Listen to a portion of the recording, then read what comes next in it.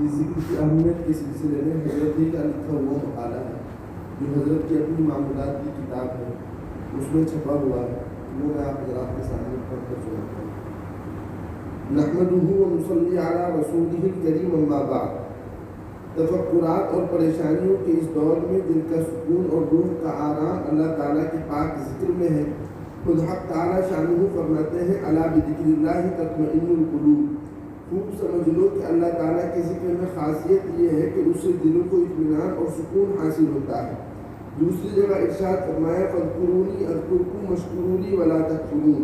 تم میری یاد کرو، میں تمہیں یاد رکھوں گا، اور میرا شکر ادا کرتے رہو اور ناشکری نہ کرو۔ ایک جگہ اور ارشاد فرمایا، یا ایھا الذین آمنوا اذکروا اللہ ذکرا کثیرا وسبحوہ بکرۃ واصیلا۔ اے ایمان والو، تم اللہ تعالیٰ کا کثرت سے ذکر کیا کرو اور صبح و شام اس کی تسبیح کرتے رہو۔ اور ایک روایت میں نبی کریم صلی اللہ علیہ وسلم سے منقول ہے، عن جابر عن النبی صلی اللہ علیہ وسلم قال، افضل الذکر لا الہ الا اللہ وافضل الدعاء الحمد للہ۔ حضرت جابر رضی اللہ عنہ سے روایت ہے کہ فرمایا، نبی کریم صلی اللہ علیہ وسلم نے کہ سب سے افضل ذکر لا الہ الا اللہ ہے۔ ان آیات شریفہ اور حدیث پاک سے یہ ہدایت ملتی ہے کہ ہم اپنی زندگی اللہ کے پاک ذکر میں مشغول رہ کر گزاریں اور ذکر کی حقیقت کو سمجھیں۔ ذکر کی حقیقت، ذکر اللہ سے مطلب اللہ سے پورا تعلق جوڑ لینا ہے۔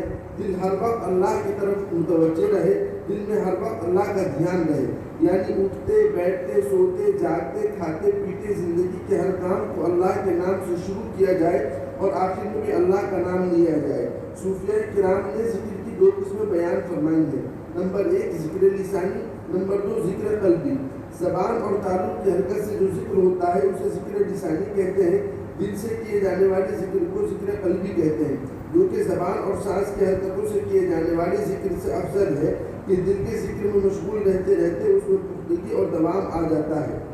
اس سے ذکر کی ایسی حلاوت پیدا ہوتی ہے جس کو بیان نہیں کیا جا سکتا، جس کو ذاکر ہی محسوس کر سکتا ہے۔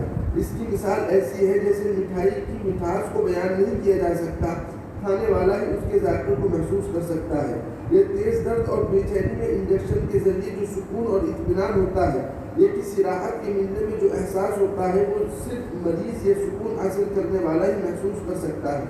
ذکر لسانی کے 2 طریقے ہیں، نمبر 1 ذکر جہری، نمبر 2 ذکر سری۔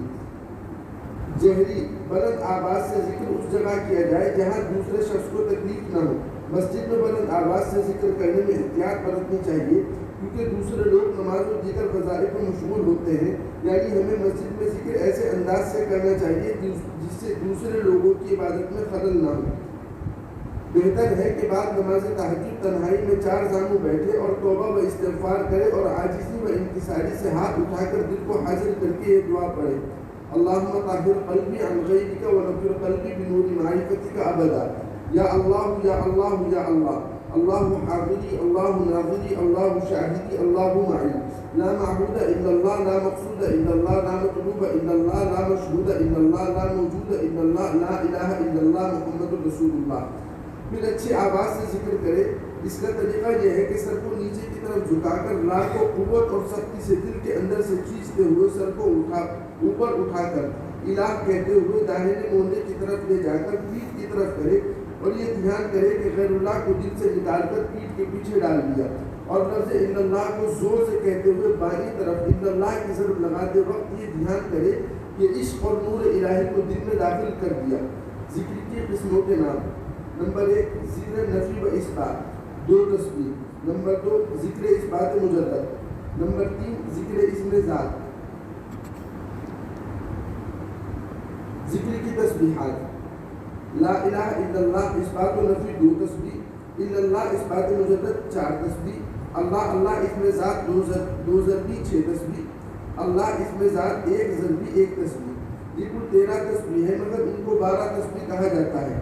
ہمارے اس سلسلے کے اکابر اپنے سے تعلق رکھنے والوں کو جن کا ذکر میں زیادہ شوق ہو اور ان کے پاس وقت بھی ہو، ان کے لیے 2 تسبیحات اور پڑھنے کے لیے بتا دیا کرتے ہیں، یہ اضافی تسبیحات کہلاتی ہیں۔ نمبر 1 لا الہ الا ہو، نمبر 2 انت الہادی انت الحق لیس الہادی الا اللہ، حق اللہ۔